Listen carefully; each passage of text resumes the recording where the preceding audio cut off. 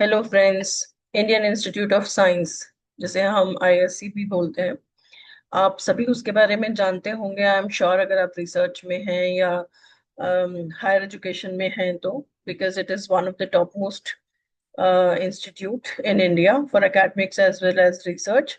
तो अगर आप रिसेंट पीएचडी हैं, आपने पीएचडी थीसिस सबमिट कर दी है, या फिर आपने सबमिशन के ऑलमोस्ट स्टेज में हैं, या अभी रिसेंटली सबमिट की है एंड सोच रहे हैं पोस्ट डॉक्टरेट फेलोशिप के लिए, तो आपके लिए अच्छी अपॉर्चुनिटी है ये इंडियन इंस्टीट्यूट ऑफ साइंस में पोस्ट डॉक्टरल फेलोशिप करने के लिए। अगर आप Indian institute of fellowship, Indian institute of science के वेबसाइट पर जाएंगे तो आपको ये फेलोशिप दिख जाएगी। और बहुत रिसेंटली ये फेलोशिप क्रिएट की गई है। इस फेलोशिप की खास बात ये है कि सिर्फ जो इंडिया में लोग हैं या इंडियंस हैं, ये सिर्फ उन्हीं के लिए नहीं है। ये ओवरसीज जो सिटीजन्स ऑफ इंडिया हैं, ओसीआई है या फॉरेन नेशनल्स हैं, वो भी इसमें अप्लाई कर सकते हैं। हालांकि ये फेलोशिप जो है वो नॉन ट्रांसफरेबल है, तो सिर्फ आईआईएससी में काम करने के लिए ही मिलेगी। बट इफ इन केस कोई रिसर्चर जो बाहर हैं और वापस आना चाहते हैं या इंडिया में रिसर्च करना चाहते हैं, तो this can be a good opportunity for them. इसके बारे में कुछ दो तीन चीजें बता देती हूँ इम्पोर्टेंट। डिफरेंट डिपार्टमेंट्स हैं, ऑलमोस्ट सभी डिपार्टमेंट्स में अप्लाई कर सकते हैं आप पोस्ट डॉक्टरल फेलोशिप के लिए, जिनमें से जिनके नाम यहाँ मेंशन किए हुए हैं ऑलरेडी। बायोलॉजिकल साइंसेज में जैसे बायोकेमिस्ट्री है, सेंटर फॉर इकोलॉजिकल साइंसेज है, सेंटर फॉर न्यूरो साइंस है, microbiology and cell biology. So likewise there is a long list of departments और सेंटर्स जो जिनके अंदर डिफरेंट डिफरेंट डिपार्टमेंट्स हैं। जैसे बायोलॉजिकल साइंसेज के अंदर एक सेट ऑफ डिपार्टमेंट्स हो गए, देन केमिकल साइंसेज हो गया, फिजिकल एंड मैथमेटिकल साइंसेज हो गया, electrical electronics and computer sciences है, मैकेनिकल साइंसेज है, इंटरडिसिप्लिनरी साइंसेज है which covers bio engineering and centre for nano science and nano engineering. Management studies और डेटा साइंसेज भी इसी में आ रहे हैं इंटरडिसिप्लिनरी साइंसेज में। और कुछ और इंटरडिसिप्लिनरी सेंटर्स हैं, जैसे centre for infrastructure sustainable transportation. So you can just have a look depending upon your requirement, आप किस डिपार्टमेंट से अपने आप को अलाइन करना चाहते हैं या किस डिपार्टमेंट में पोस्ट डॉक्टरल रिसर्चर बन के रहना चाहते हैं, काम करना चाहते हैं, तो आप अपने अकॉर्डिंगली वो सेंटर या वो डिपार्टमेंट चूज कर सकते हैं। मोस्ट इम्पॉर्टेंट है कि आप आईआईएससी के वेबसाइट पे जाइए, इन सेंटर्स की डिटेल देखिए, जिन सेंटर्स के साथ या जिन डिपार्टमेंट के साथ आप अलाइन कर सकते हैं। सबसे इम्पोर्टेंट है कि उन सेंटर्स में जो फैकल्टी हैं उनके आप प्रोफाइल देखें, सो दैट आपका अपना जो रिसर्च इंटरेस्ट है, आप म्यूचुअली किन्हीं एकेडमिक सुपरवाइजर्स या जो प्रोफेसर्स हैं उनके साथ आप देख सकें अलाइन हो रहा है या नहीं हो रहा है। क्योंकि every post doctoral fellowship needs needs a mentor, तो आपको उनकी कंसेंट चाहिए कि आप उनके लैब में काम कर सकते हैं, और म्यूचुअल इंटरेस्ट का कोई रिसर्च प्रोजेक्ट आपको प्लान करना पड़ेगा।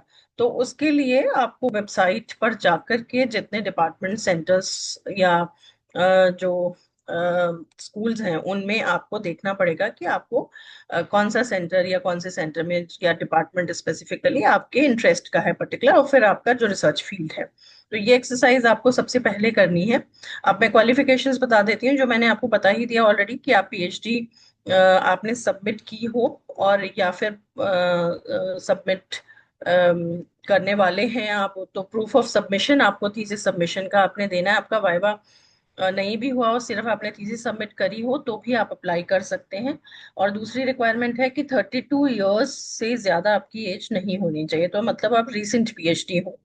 ड्यूरेशन जो है फेलोशिप की वो 1 ही साल है। एडिशनल ईयर एक्सटेंशन का इवैल्यूएशन के बाद कंसीडर किया जा सकता है। और 80,000 पर मंथ जो कंसोलिडेटेड अमाउंट है प्लस एचआरए वो मिलेगा। और 2 लाख पर ईयर की एक एनुअल ग्रांट मिलेगी, जिस जो आपको काम करने के लिए अपने रिसर्च प्रोजेक्ट पर। इसमें इम्पॉर्टेंट बात यह है कि जो कैंडिडेट्स ऐसे हैं जिन्होंने अभी पीएचडी सबमिट की है लेकिन वाइवा नहीं हुआ है, अभी उन्होंने वाइवा डिफेंड नहीं किया है, तो वो भी अप्लाई कर सकते हैं। सिलेक्ट अगर हो जाते हैं तो उनको 50,000 ही मिलेगा, तब तक जब तक उनका वाइवा नहीं होता है, तब तक जब तक वो अपनी पीएचडी डिफेंड नहीं कर देते हैं। उसके बाद वो इस पे शिफ्ट हो सकते हैं 80,000 वाले अमाउंट पर। ओवरसीज जो कैंडिडेट्स हैं, फॉरेन नेशनल्स हैं, वो भी अप्लाई कर सकते हैं, बट क्योंकि ये नॉन ट्रांसफरेबल है तो काम उनको आईआईएससी बैंगलोर में ही करना पड़ेगा।